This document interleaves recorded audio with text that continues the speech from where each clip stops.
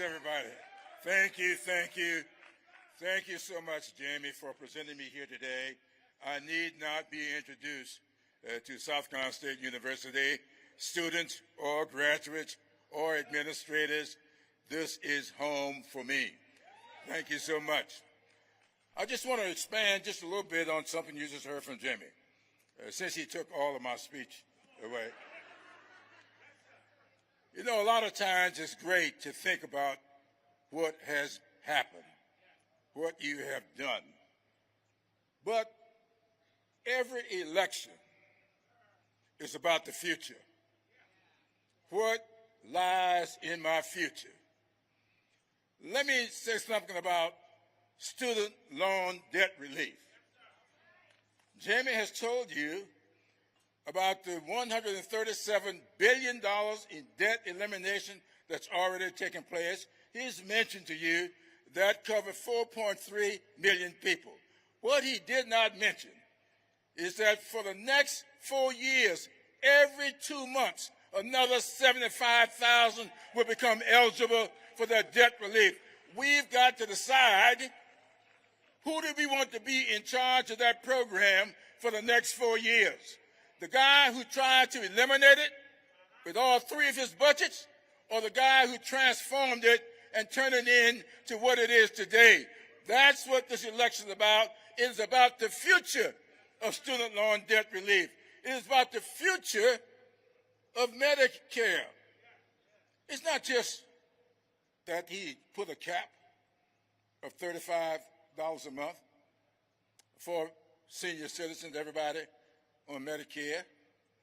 He has also put in place a law that allows, come January, all Medicare recipients to be limited to $2,000 a year for all of their medical care, no matter what it's for, whatever that care is, no matter how expensive the medicine is, no matter how expensive the operation may be, no matter how expensive, if you are on Medicare, if your mother or your father, your grandparents are on Medicare, they will not pay more than $2,000 a year going forward. That is what is in this law. That is what is on the line. Do we continue to have that kind of what I call reform in our medicine, or do we sit home and allow someone to get elected who has told you with his actions? You all saw him a couple of weeks ago making fun after John McCain when he did his thumbs down on their attempt to eliminate the Affordable Care Act. You all saw what he said. He tried with his Republican friends, he tried 60 times to get rid of the Affordable Care Act. But there was a little guy sitting over there counting votes on the Democratic side, and he failed 60 times. Given an opportunity, he has told you what he's going to do. My advice to you is to believe him and to show up and make sure he never occupies the White House again. You know, there's an old saying, fool me once, fool me twice, shame on me. Now, we've been fooled once, and that's his shame. We stay home and get fooled the second time, that is our shame. And that is not what we want for our future. Let me close with this, because the Vice President is ready to come out here. My girl, I told somebody back during the campaign 4 years ago, they says, I hear Kamala Harris is a member of the Divine Nine. I said, yeah, and so am I. They said, well, now, are you an Al? I said, no, no, no. I'm an Omega. But come November, I'm an AKA. Just that simple. I don't mind being an AKA on that day. I want to close with this. Way back, the last time we had any kind of activity in this country like we've seen and saw on January 6, 2021 was in 1876 when we had a presidential election. And 3 states, Florida, Louisiana, and South Carolina, held up their 21 votes. And Tilden, Samuel Tilden, missed becoming president by 1 vote in the Electoral College.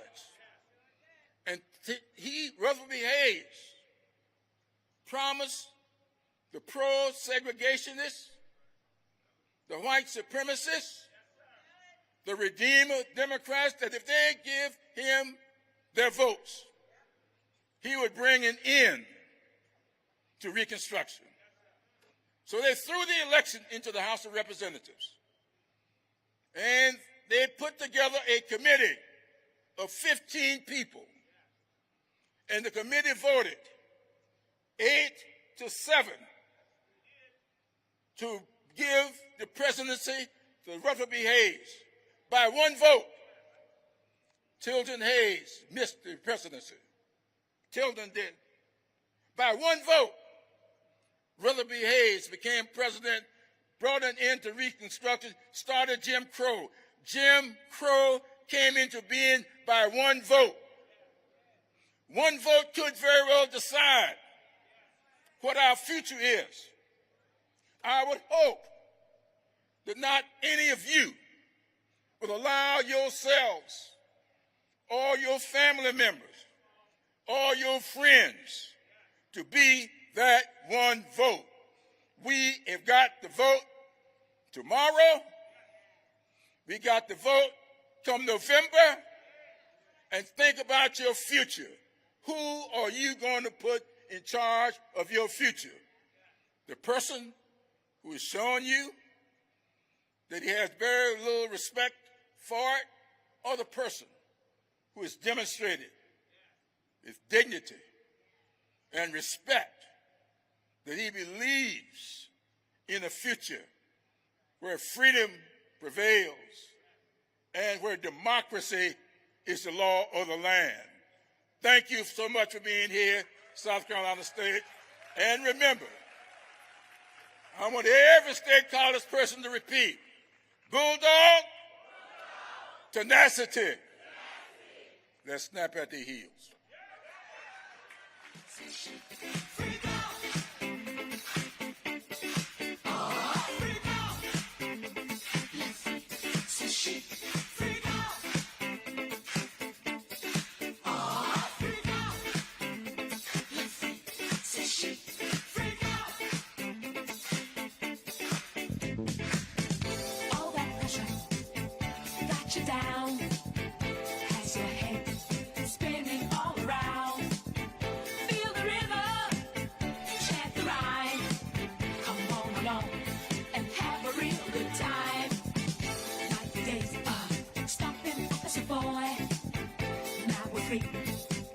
Oh, what a joy.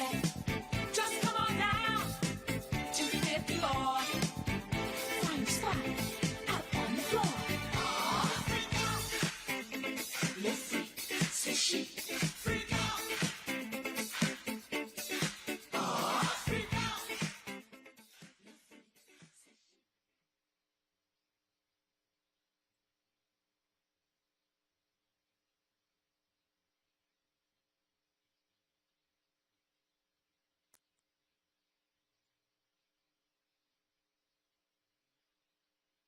Please welcome Miss South Carolina State University, Carrington McClurkin.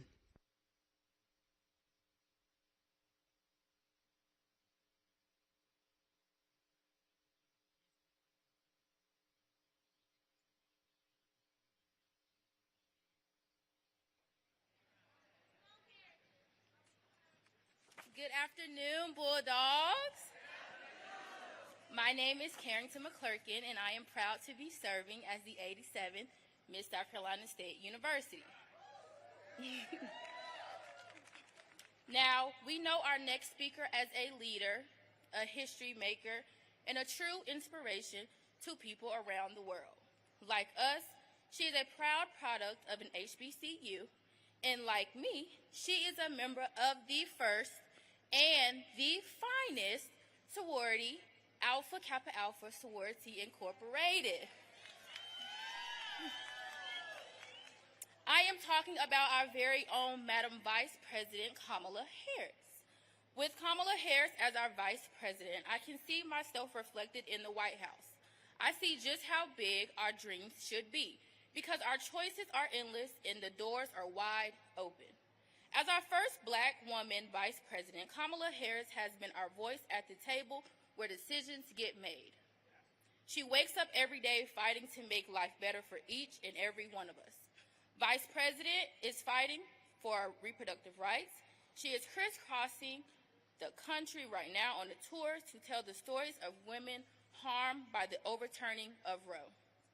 She has been fighting for Black maternal health equity since her days in the Senate, when she introduced the Maternal Care Act.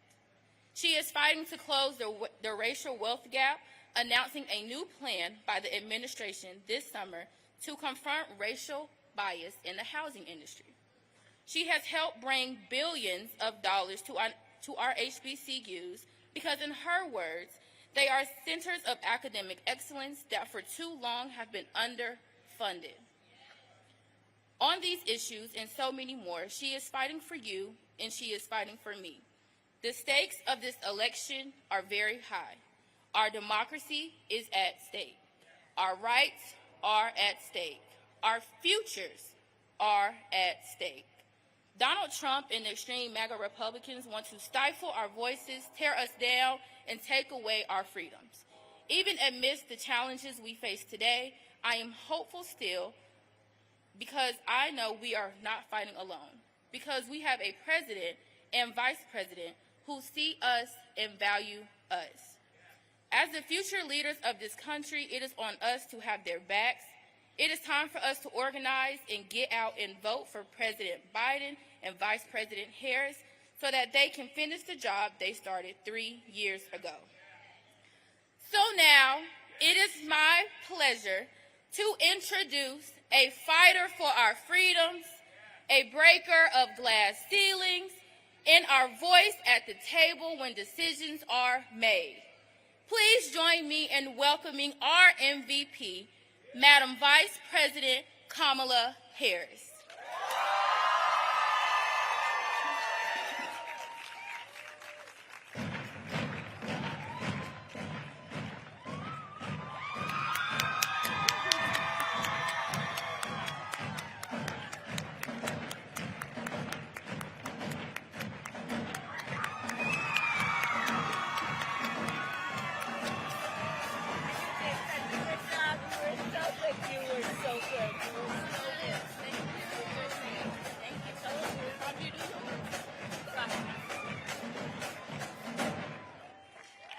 All right, can we hear it for South Carolina State's drumline?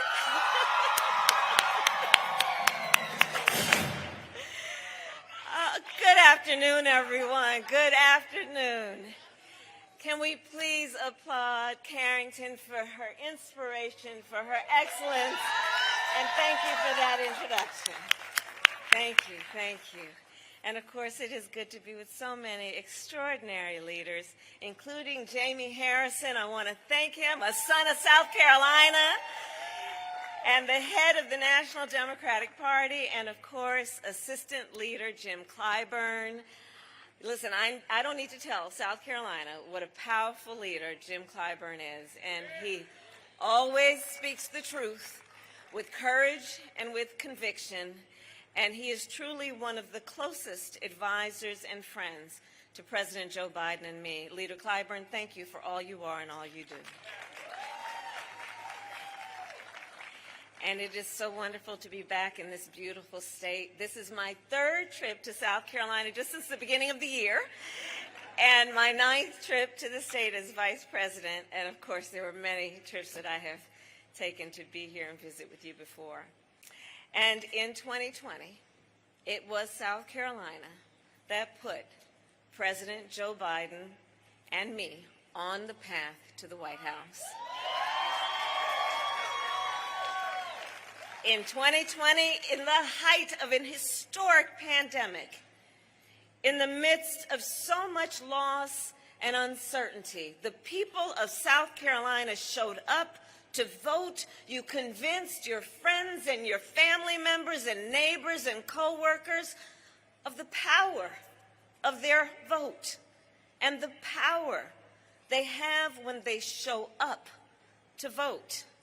And it is because of that work that Joe Biden is President of the United States, and I am the first woman and first black woman to be Vice President of the United States.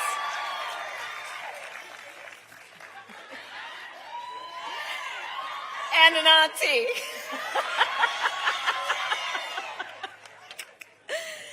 In 2020, you sent us to the White House because, frankly, we had some business to handle.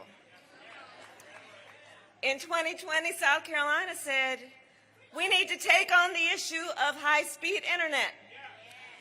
For years, I have spoken with leaders from Hemingway to Lower Richland to here in Orangeburg about the urgent need for high-speed internet, in particular for rural communities where students have had to go to the public library just to submit their homework on the Wi-Fi. Because you voted in 2020, President Biden and I are connecting every person in America with high-speed internet, including more than 100,000 families right here in South Carolina. In 2020, you said we need to do more to help folks struggling with student loan debt, the young couples who worry that they will never be able to buy a home or start a family because of their student loans, the mothers who work 2 and 3 jobs just to keep up with their monthly payments.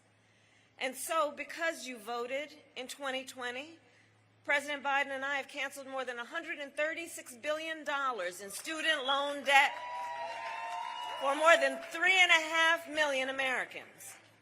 And although the Republicans in Congress refuse to work with us to cancel more debt, we will not be deterred.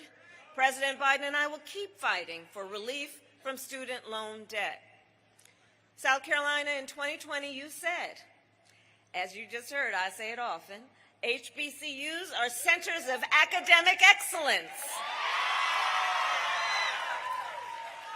And we must do more to support them. They don't have the kinds of endowments that some other schools have, although they produce leaders of our country and our world. So as a proud HBCU graduate, I made sure we invested more than $7 billion in HBCUs across our nation, including nearly $60 million for the students right here at South Carolina State, to help them pay for textbooks and laptops and rent. In 2020, you told us we need to lower health care costs, especially for insulin for our seniors. In fact, raise your hand if you have a family member with diabetes. Right. For too many years, too many of our seniors had to make the choice of either filling their prescription or filling their refrigerator. But because you voted, President Biden and I took on Big Pharma, and we capped the cost of insulin for our seniors at $35 a month. And we capped the entire cost of prescription medication to $2,000 a year. So this is just some of what we have accomplished since we took office.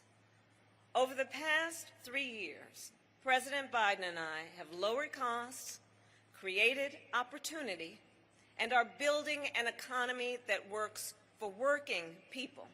We have created more than 14.5 million new jobs, increased wages for tens of millions of Americans, Today, consumer confidence is up, and consumer spending is an all-time high. And although we have more work to do, let us be clear, America's economy continues to be the strongest in the world. So it all comes down to this. President Biden and I are guided by a fundamental belief. We work for you, the American people, and every day we fight for you. Sadly, however, that is not true for everyone. Case in point, Donald Trump. Former President Trump has made clear time and time again his fight is not for the people. He fights for himself. He openly talks about his intention to weaponize the Department of Justice. He openly says that he is, quote, proud that he overturned Roe v. Wade. Proud that he took the freedom of choice from millions of American women.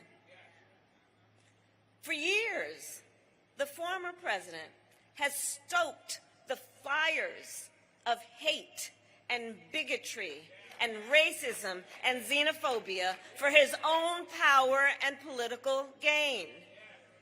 He accused immigrants of, quote, poisoning the blood of our country. And after neo-Nazis marched in Charlottesville, he said there were, quote, very fine people on both sides. The former president openly talks about his admiration for dictators and has vowed that he will be a dictator on day one. Understand what dictators do. Dictators put journalists in jail. Dictators suspend elections. Dictators take your rights. And as the great Maya Angelou once said, when someone tells you who they are, believe them the first time. Well, the former president has told us who he is.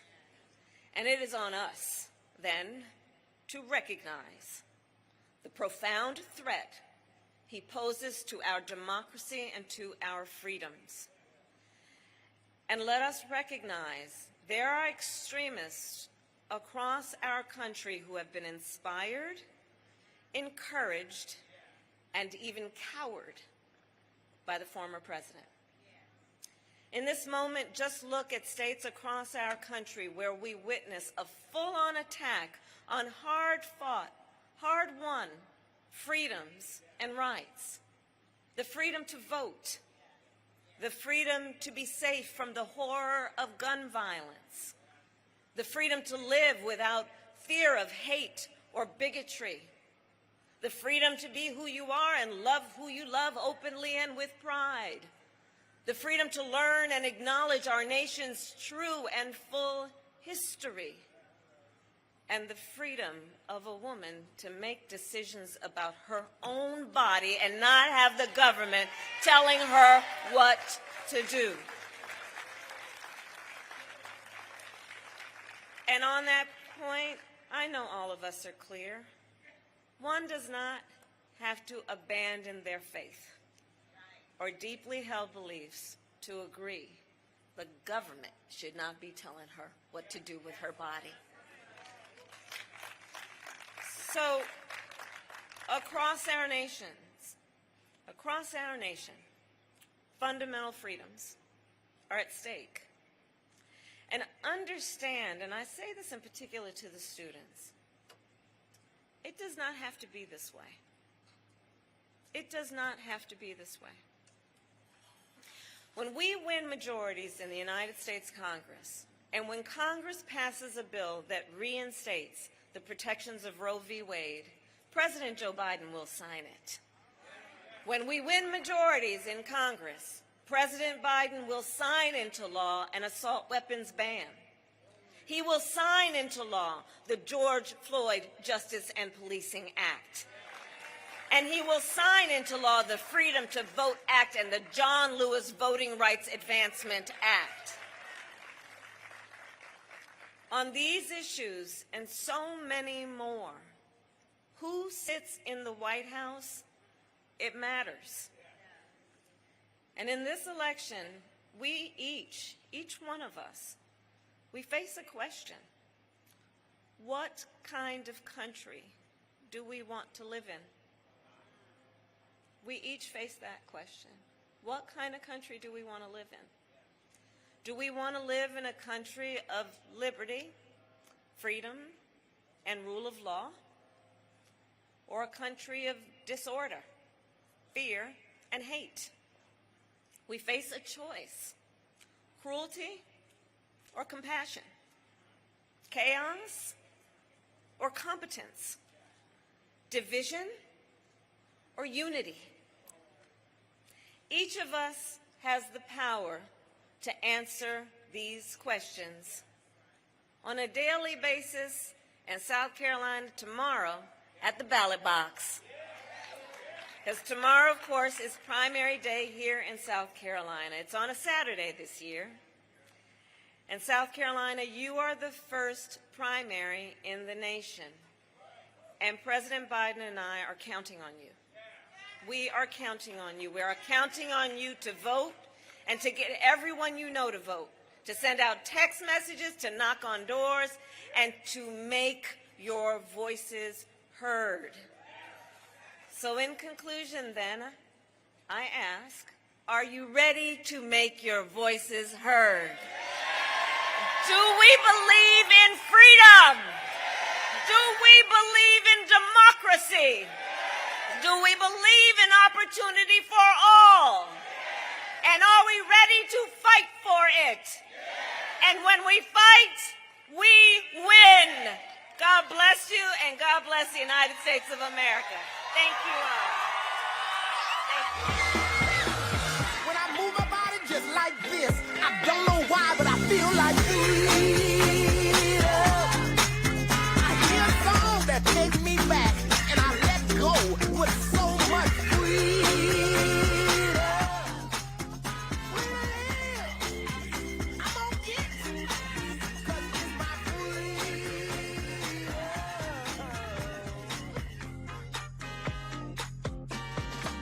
When I move my body just like you